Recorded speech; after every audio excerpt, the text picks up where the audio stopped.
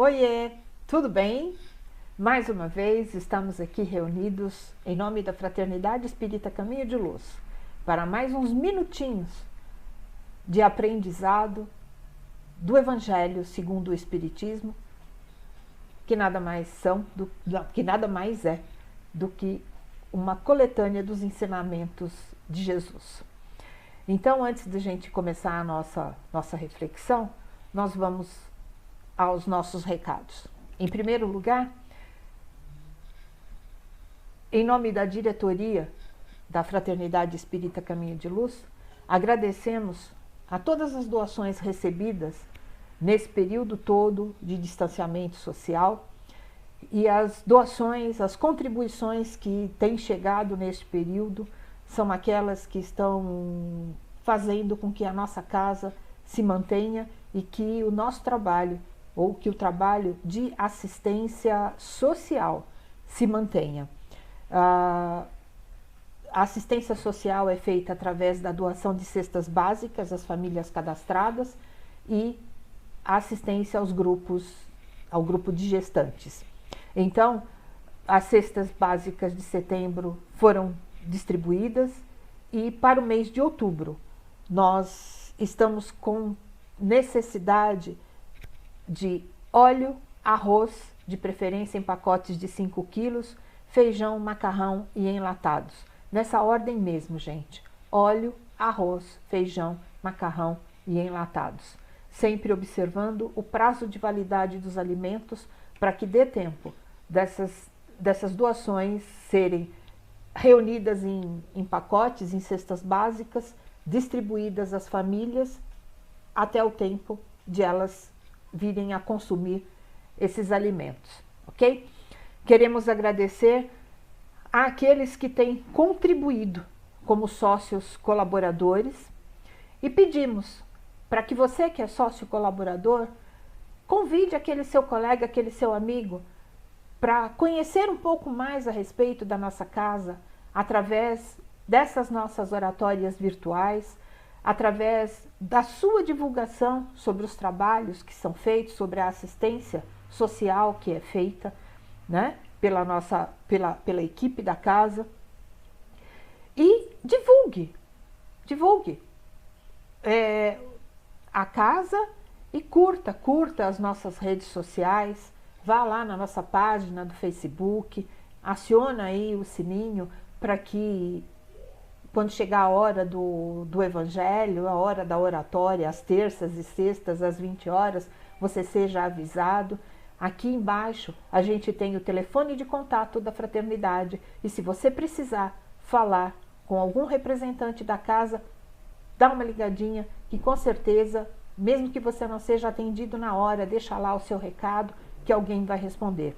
Todo sábado, ainda nesse período de distanciamento social, todo sábado, no período das 15 às 16 horas, tem sempre alguém lá para receber as doações e para atender no bazar. O bazar está funcionando normalmente, então nós agradecemos também as doações de roupas, calçados, brinquedos, artesanatos, que chegam sempre, toda e qualquer doação, chegam sempre em bom tempo, para que elas sejam transformadas em recursos para a manutenção da nossa casa. Independente dela estar aberta ou não, algumas despesas continuam acontecendo.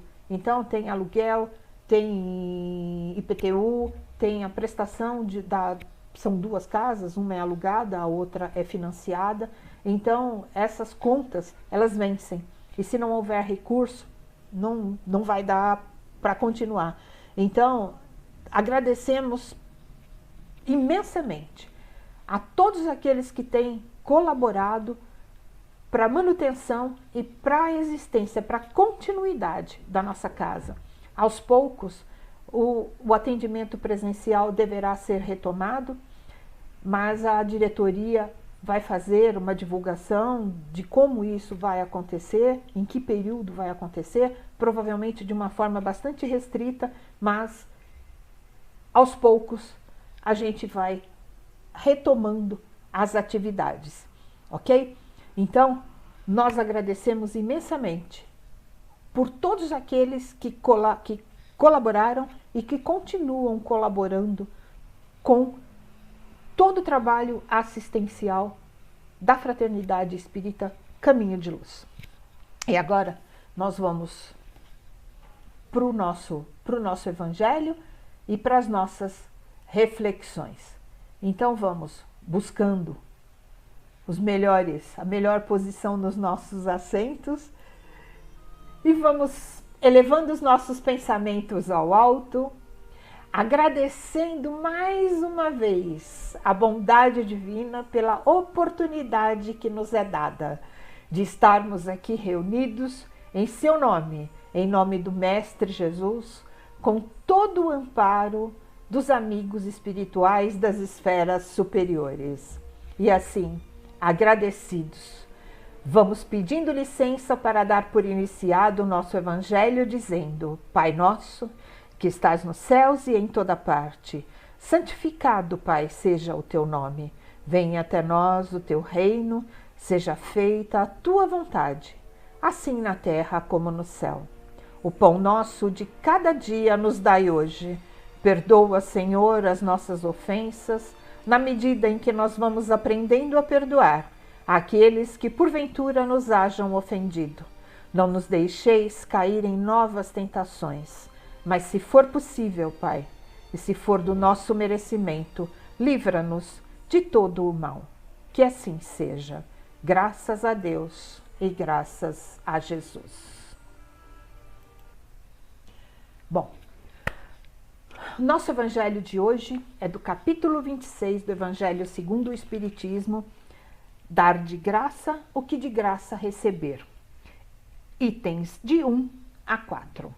Dom de curar e preces pagas. Dom de curar. Curai os enfermos, ressuscitai os mortos, limpai os leprosos, expeli os demônios. Dai de graça o que de graça recebestes. Mateus, capítulo 10, versículo 8. Dai de graça o que de graça recebestes. Disse Jesus aos seus discípulos, e por esse preceito estabelece que não se deve cobrar por aquilo que não se pagou. Ora, o que eles haviam recebido de graça era a faculdade de curar os doentes e de expulsar os demônios, ou seja, os maus espíritos. Esse dom lhes fora dado gratuitamente por Deus, para alívio dos que sofrem e para ajudar a propagação da fé. Ele lhes diz que não o transformem em objeto de comércio ou de especulação, nem em meio de vida. Bom, nós vamos ficar aqui, por enquanto, nesse parágrafo do dom de curar, ou nesses primeiros 2 itens. Aqui, quando está se falando, Jesus disse aos seus discípulos que eles estavam ali. Ele estava dando aos seus discípulos a autoridade, olha só, a autoridade do dom da cura, tá? Por quê? Porque eles conviveram muito tempo com Cristo, aprenderam uma série de coisas, mas a recomendação que eles não cobrassem por aquilo que eles receberam de graça. Então, se eles tiveram a bênção de ter os ensinamentos do Mestre, que o Mestre nunca lhes cobrou absolutamente nada, por todos os ensinamentos que ele deixou, então não era para que eles cobrassem também aquilo que eles fizessem pelos outros. Vamos trazer isso para os nossos dias. Nós não temos Cristo aqui do nosso lado nos orientando, mas nós temos os seus exemplos. Nós conhecemos, pelo menos, sabemos dos exemplos que ele deixou. Então, aqui quando se fala em dom de curar, cada um de nós vai começar a refletir: poxa, mas eu não sou médico, não sou nada, como é que eu vou curar alguém? Vou curar algum enfermo? Vou fazer o quê? Nós temos sim, aqui, vamos trazendo para o nosso cotidiano. Nós temos os profissionais da matéria, nós temos os médicos, os formados nas doenças materiais, que sabem como curar as nossas enfermidades materiais. mas nós somos, cada um de nós, pode ser portador das enfermidades que a medicina material ainda não encontrou remédio. A tristeza, a falta de fé, a falta de amor, de acolhimento, são enfermidades do espírito, enfermidades da alma. E como nós podemos auxiliar e como nós podemos ajudar na cura desses enfermos? Ora, a gente frequenta uma casa espírita. Vamos colocar aí um parêntese nesse período de distanciamento social. Mas, de alguma forma, nós que conhecemos um pouco da doutrina espírita, nós que lemos o Evangelho, nós que praticamos o Evangelho no lar, nós conhecemos um pouco dos males que afetam o espírito. E por ter este conhecimento, nós podemos contribuir para curar aqueles enfermos que nos cercam, se eles forem portadores destas enfermidades de falta de fé, de falta de esperança. Às vezes, de falta de consolo.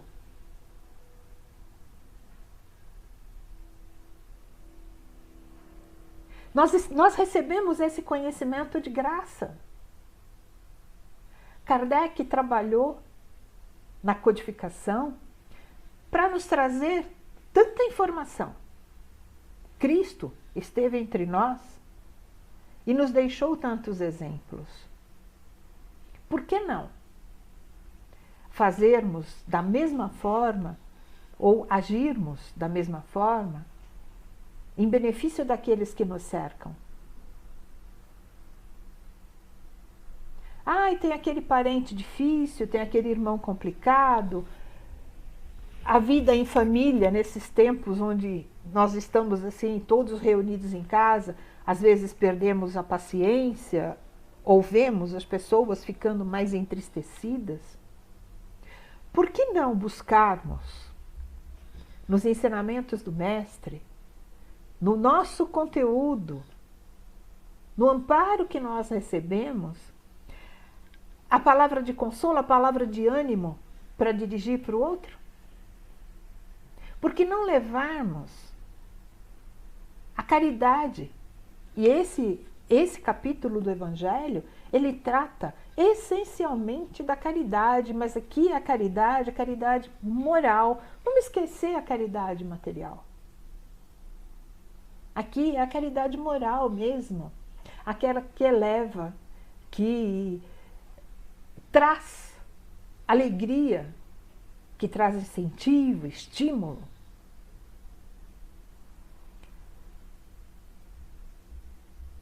Para, se o outro estiver meio para baixo, meio aborrecido, meio descontente, decepcionado, por que não fazermos por ele o que um dia já fizeram por nós? Cada um de nós, ou a maioria de nós, quando chegou à casa espírita, independente se foi na fraternidade ou se foi em outra, vamos falar aqui não só da casa espírita, mas abrangendo a religião, tá? Cada um de nós, quando chega, quando vai pelas primeiras vezes em busca do acolhimento religioso, a maior parte de nós foi pela dor. Principalmente dentro da casa espírita. A maioria de nós chegou lá pela dor. E a recepção que nós tivemos foi acolhimento, foi colo, foi carinho, foi incentivo. Foi o trabalho voluntário através dos passes, através da orientação, através daquela recepção gostosa do sorriso, do abraço que a gente hoje não pode dar, mas tudo bem. Mas a gente recebe abraços virtuais. E ninguém nunca nos cobrou nada por isso. Por que não fazermos a mesma coisa pelo outro? Ah, mas eu convido a pessoa para ir lá no centro comigo, lá na fraternidade comigo, ela não vai. Continua sendo o mesmo teimoso de sempre. Ora, nós podemos fazer, sim, alguma coisa por ele. Temos a prece, gente. A prece é um dos bens mais preciosos que nós temos, a ferramenta mais preciosa que nós temos ao nosso dispor o tempo todo. E a gente não paga nada. Nós não precisamos comprar uma prece para poder endereçá-la ao outro. Nós podemos fazer uma prece do fundo do nosso coração. Nós podemos envolver esta pessoa que é enferma da alma nas nossas preces, suplicando para que ela encontre a esperança, se reencontre na fé. Ah, tá bom, você está falando dos enfermos. E aí? E como é que eu vou aprender a ressuscitar mortos? Nós não temos esse dom. Materialmente falando, não. Mas quantas pessoas nós conhecemos ou cruzam os nossos caminhos, às vezes em depressão profunda, e que a nossa presença, a nossa palavra, às vezes o nosso convite para participar de um evangelho no lar, faz com que essa pessoa aos poucos vá se reencontrando e observe que essa vida, esse ressuscitar, é abrir os olhos para a vida eterna, não é para essa passagenzinha que nós temos aqui de encarnados, mas é muito mais do que isso. O ressuscitar de que trata o Evangelho é realmente de mostrar para aqueles que nos cercam e aprendermos também que a nossa vida não é restrita a esse espaço de tempo que nós passamos aqui nesta encarnação, mas que nós podemos sim termos esperanças de tempos muito melhores. É dessa ressurreição que Cristo fala. E é através da prática do Evangelho, através da prece, através da nossa confiança em Deus, que nós temos acesso a esses benefícios. E Deus não nos cobra nada por isso. Quando Ele atende a nossa prece, quando Ele nos dá o amparo, quando Ele nos dá o consolo, Ele não atribui preço. Ele simplesmente acolhe as nossas súplicas, acolhe os nossos pedidos, ouve as nossas preces e nos dá. E dá a atenção aos nossos pedidos de acordo com o nosso mérito e de acordo com a nossa necessidade. Então não adianta também eu sair pedindo para Deus para ficar milionário de uma hora para outra, porque se essa não for a vontade dele, eu posso pedir o quanto eu quiser, que ele não vai me dar mesmo. Então, aqui nós estamos falando das nossas necessidades, das nossas enfermidades espirituais.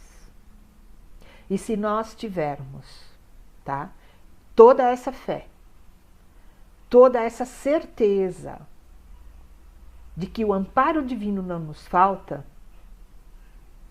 em nós, qual é o espírito mal que vai tentar nos obsediar?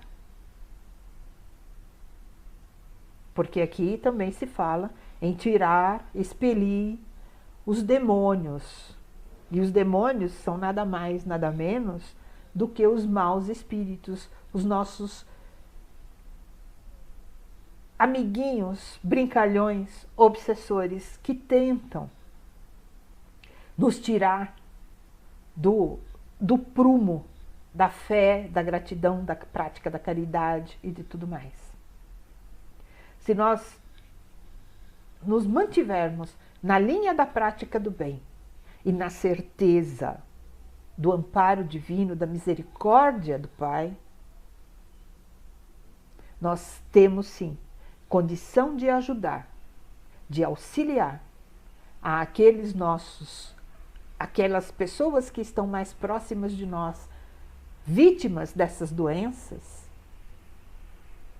sempre propagando a palavra de Deus, sempre divulgando os exemplos do Mestre, mas sem cobrar. E sem cobrar aqui é por minha conta, tá? É sem julgar. É sem apontar o dedo. No segundo trecho do Evangelho, trata das preces pagas.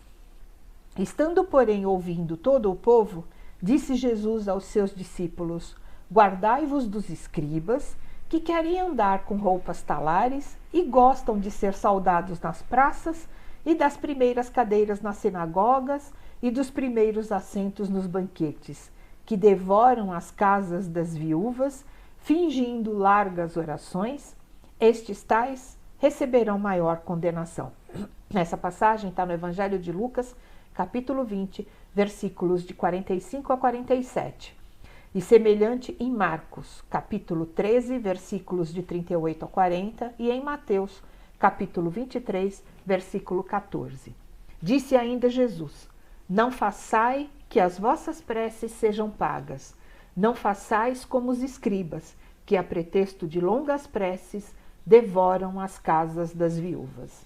Sempre entendendo que Cristo falava por metáforas, né? Por parábolas.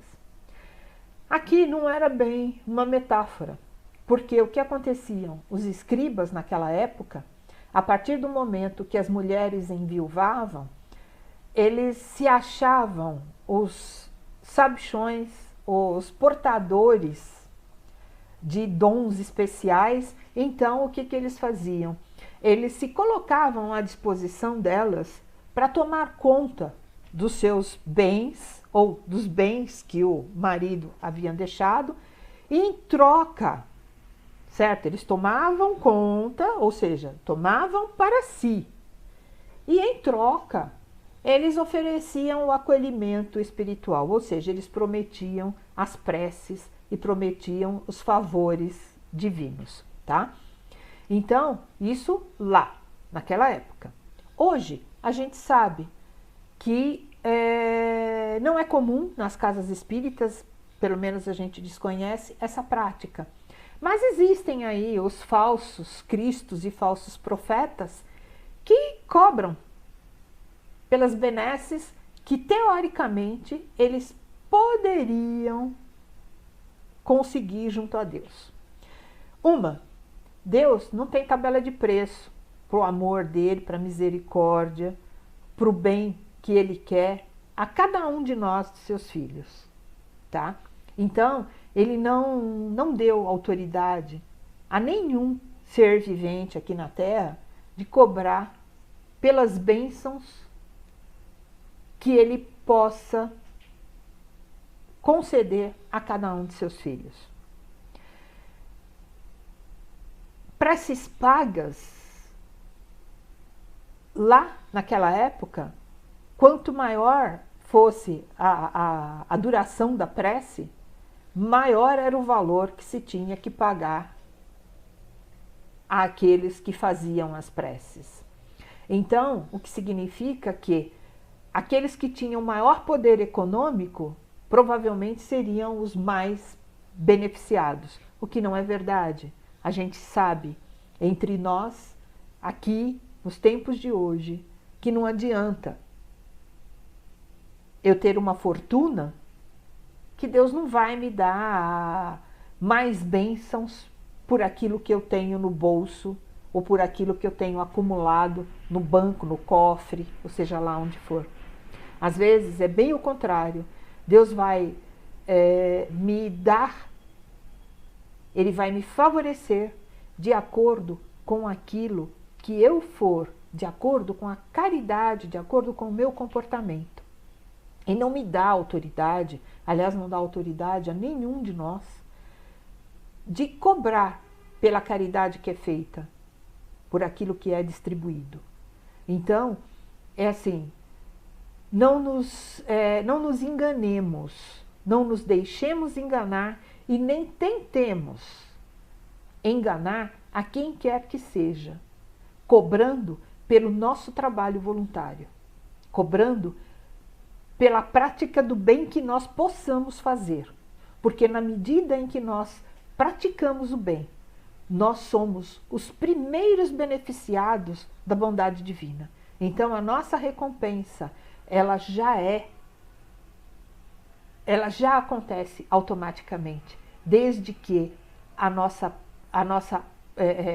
prática de caridade, desde que ela seja espontânea, desde que ela não tenha o cunho da troca.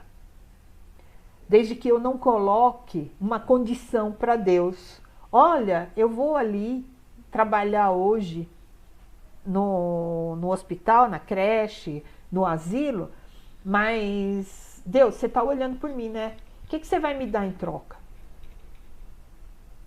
Não espere isso. Porque esse provavelmente não é o trabalho feito de coração, tá? E nós, quando vamos fazer um trabalho voluntário, a gente vai, quando formos fazer um trabalho voluntário, a gente precisa ir de coração aberto, sem querer ser o melhor, sem querer a maior remuneração divina, não. Vamos pegar, sempre tomando como exemplo, a casa espírita. Desde o atendente, lá na frente, até a direção da casa espírita. Não tem o mais importante. E isso em todos os lugares. Cada um de nós ocupa o espaço, ocupa a atividade que melhor lhe aprouver, mas que nós façamos isso de coração, sem exigir cobranças e sem ficar fazendo alegações do que eu fiz, porque eu fiz, eu não sou melhor, somos todos iguais perante Deus. Então que nós entendamos, sim, este capítulo como um capítulo da prática da caridade. E que é através dela que nós vamos conseguir cada vez mais favores divinos. Por quê? Porque Deus, independente da nossa condição, Ele está o tempo todo nos privilegiando com o seu amor e com a sua misericórdia. Então nós já somos privilegiados. Cada um de nós, seres viventes, somos privilegiados com a dádiva da vida, com a oportunidade de sermos melhores. Então, dar de graça o que de graça nós recebemos é o mínimo esforço que nós podemos fazer por nós e pelo outro. Porque o consolo, o amparo, a segurança e o amor do Pai não nos falta em momento algum de nossas vidas. E André Luiz coloca bem isso para a gente no texto chamado Não Compra, do livro Vivendo o Evangelho, volume 2. Você paga o tranquilizante, mas não compra a paz. Você paga o analgésico, mas não compra o alívio da consciência. Você paga o agasalho, mas não compra o calor humano. Você paga as férias no campo, mas não compra a calma interior. Você paga o curso de otimismo, mas não compra a esperança. Você paga as aulas de segurança pessoal, mas não compra a fé. Você paga as lições de etiqueta, mas não compra a humildade. Você paga a propaganda da sua imagem, mas não compra o amor ao próximo. Você pode usar o dinheiro para socorrer alguma necessidade material. Entretanto, o bem para si mesmo, como conquista imperecível, isso você não compra. Então, é assim, que a gente não se sinta mais importante do que o outro, que a gente não queira receber as recompensas pelo bem que fizermos. Por quê? Porque é o amor de Deus que nos recompensa e para esse não tem medida. A gente só pode ser grato por tudo que recebemos o tempo todo. Ok? Então vamos encerrando a nossa oratória, mas elevando os nossos pensamentos ao alto e buscando, através da prece, através da gratidão, sentirmos-nos muito melhores. Somos o tempo todo recompensados com o amor de Deus, nos envolvendo. Neste momento, observamos e sentimos a luz do olhar do Mestre Jesus cercando todo o nosso redor. E ela se expande, cresce, nos deixa flutuar. E assim, sentindo-nos leves e muito bem acolhidos, muito bem amparados, vamos aproveitando toda essa energia e vamos estendendo as nossas mãos e depositando nas mãos dos amigos espirituais estas mesmas energias que nos fazem tão bem, rogando a misericórdia divina que permita que, ao recolherem estas vibrações, estes nossos amigos possam multiplicá-las. E multiplicando, vão abraçando o universo, vão abraçando o nosso planeta. E essa sensação gostosa que nós estamos sentindo agora, ela se repercute em cada coração de cada irmão que neste momento tem a necessidade delas. E que ao se sentirem tocados por estas vibrações, também eles possam compreender e abrir os olhos para a vida futura e sentir o tamanho do amor de Deus. E mais uma vez, agradecidos pela oportunidade bendita de estarmos aqui reunidos, pedimos licença para encerrar o nosso Evangelho dizendo: Ave Maria, cheia de graça, o Senhor é convosco. Bendita sois, Mãe, entre as mulheres, porque bendito é o teu fruto. Nasceu Jesus.